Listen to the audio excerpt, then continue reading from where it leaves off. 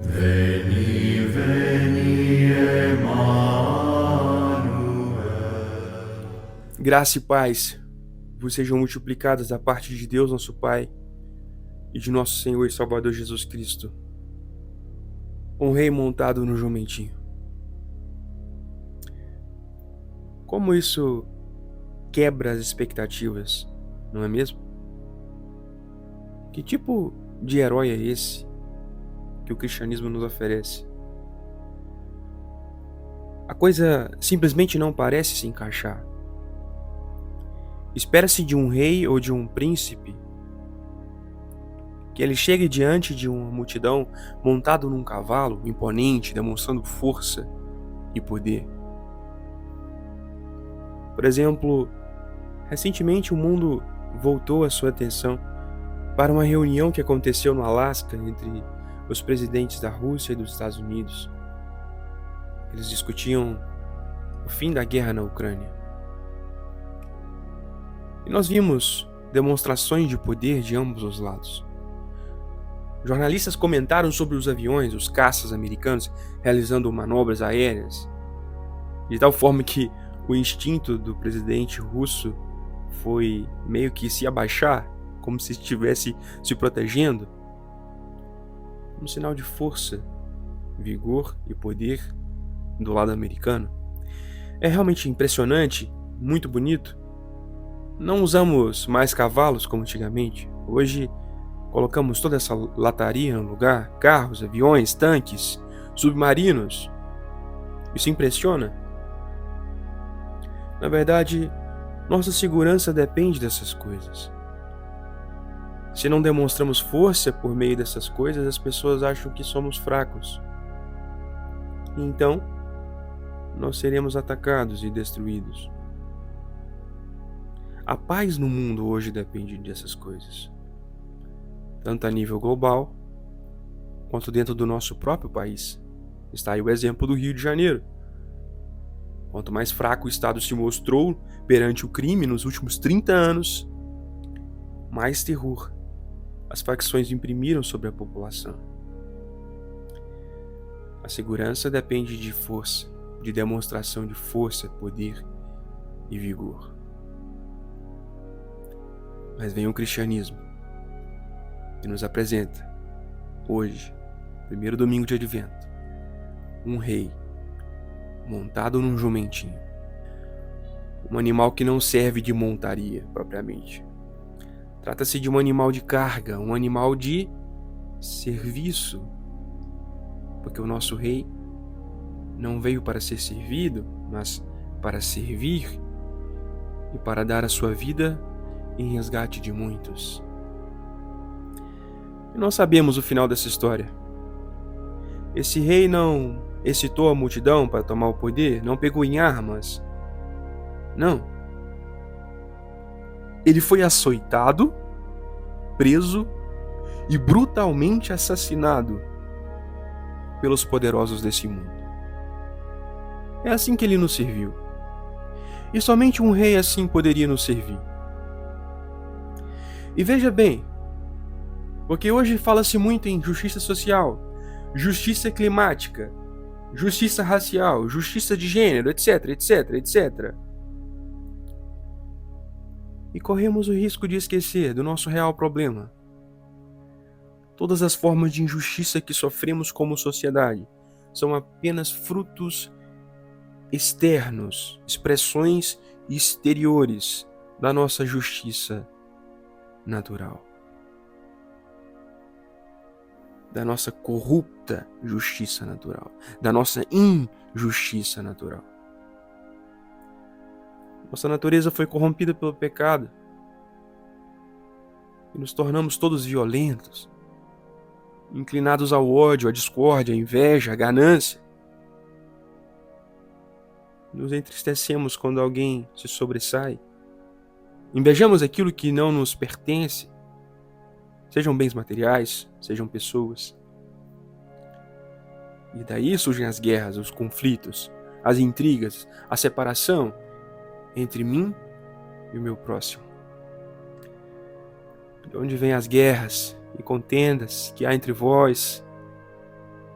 Não vem disto a saber dos vossos prazeres, que nos vossos membros guerreiam? Nos pergunta São Tiago Apóstolo. Então, começamos a partir daqui a entender porque somente um rei montado no jumentinho poderia nos ajudar. Veja bem, um rei que viesse em demonstração de força e poder poderia até inibir nossas obras más. Deixamos de fazer o mal muitas vezes por medo do que pode nos suceder. O que as pessoas vão pensar de mim se eu fizer isso? Se eu falar o que eu penso em público? Se eu assumir esse relacionamento ilícito?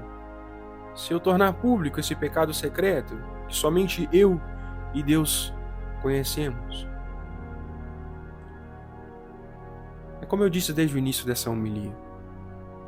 As coisas são assim neste mundo. Nós só não vivemos num caos completo, numa completa barbárie, porque as pessoas ainda temem a lei.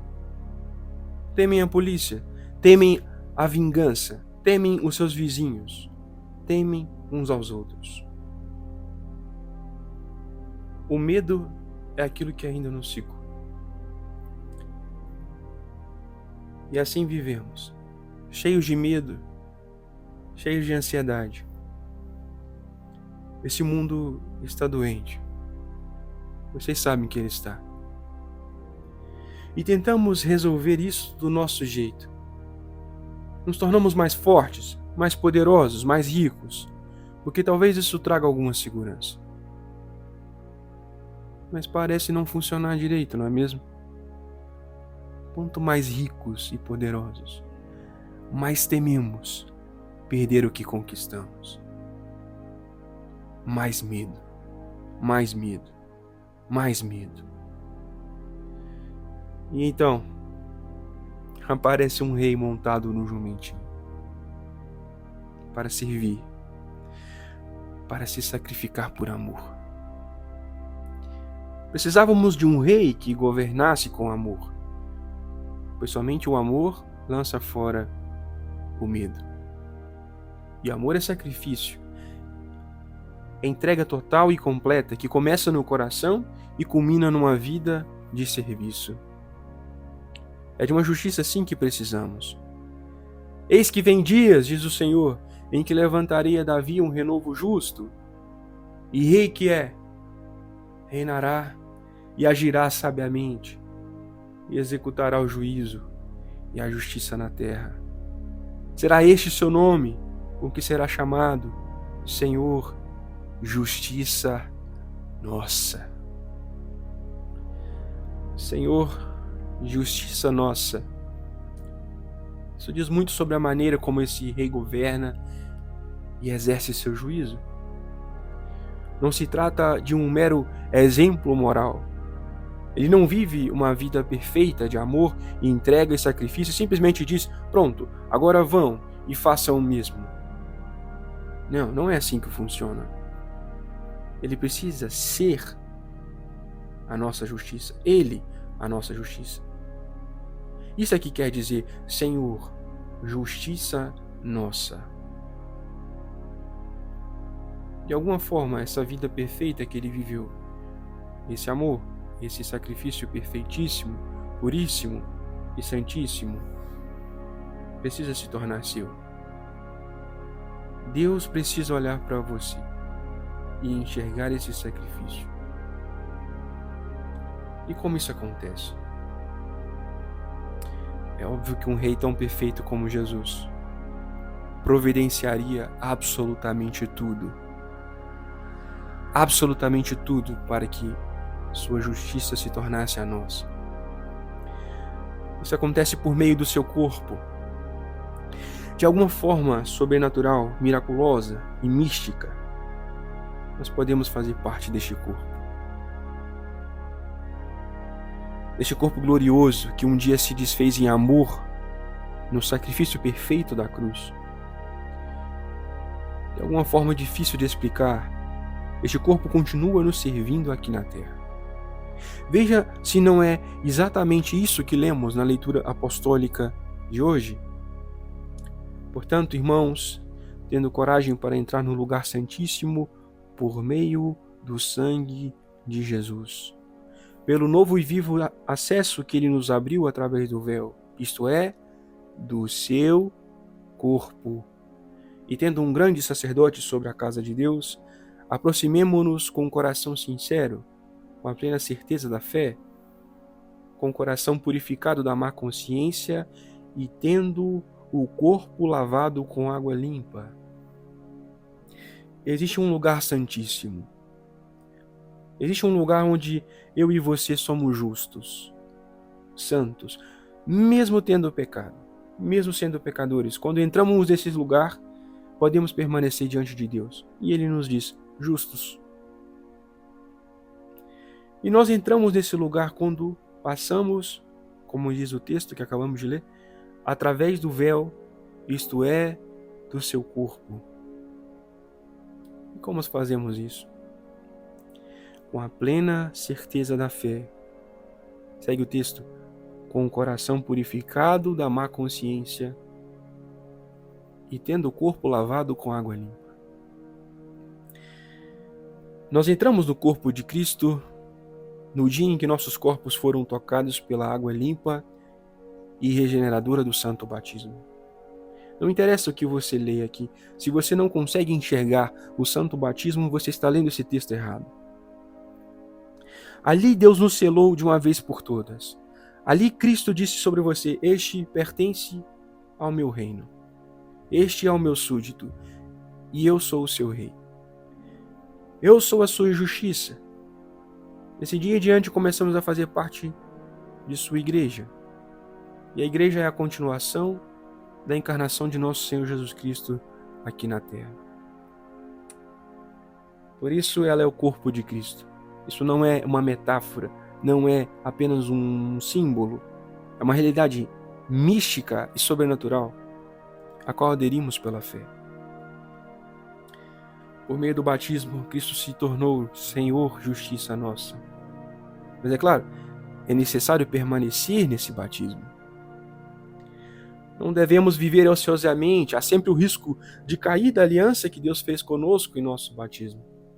Por isso, o autor da epístola nos exorta, sem vacilar, mantenhamos inabalável a confissão da nossa esperança. Pois quem fez a promessa é fiel. Pensemos em como nos estimular uns aos outros ao amor e às boas obras. Não abandonemos a prática de nos reunir, como é costume de alguns, mas pelo contrário, animemo-nos uns aos outros, quanto mais vedes que o dia se aproxima. Podemos cair da graça batismal de 3 maneiras. É dito aqui. Primeiro, quando deixamos de crer. Quando duvidamos. Segundo, quando pecamos mortalmente contra a caridade e as obras da carne se manifestam em nós. E terceiro, quando abandonamos a igreja.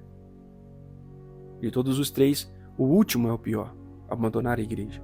Este último perigo é tão grave que a carta aos Hebreus foi escrita exatamente por esse motivo. Pois as pessoas motivadas pela perseguição, repito, pela perseguição, não era o trabalho, não era preguiça, era pela perseguição, estavam se afastando da igreja. Sem a igreja, tudo está perdido. Tenhamos isso em mente hoje, meus queridos. Cristo morreu, esse rei morreu para vos entregar a igreja. Se você tem dúvidas e incertezas no seu coração, hoje o seu rei dissipa o medo, a dúvida e a ignorância por meio da pregação da sua palavra. Aqui nós temos o remédio para a incredulidade.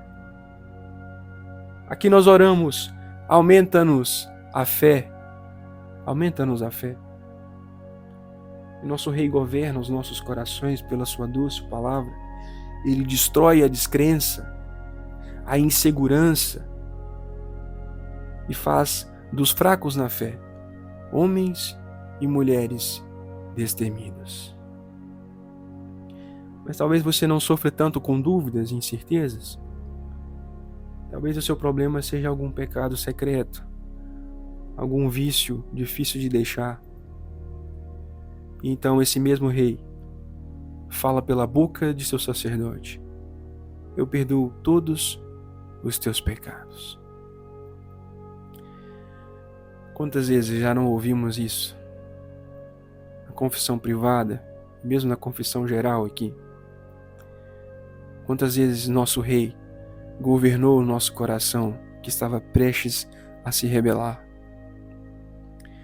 E como se isso não fosse suficiente, ele te oferece o seu próprio corpo, o seu próprio sangue, para que você receba vida, força e poder para não mais pecar. Tudo isso acontece aqui. E é por isso que os santos padres diziam: fora da igreja não há salvação. Somente aqui na igreja podemos descansar e dizer: Senhor, justiça nossa.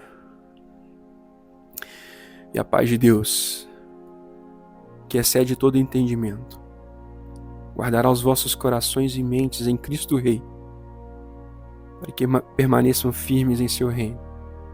A Igreja una, santa, católica e apostólica. Amém.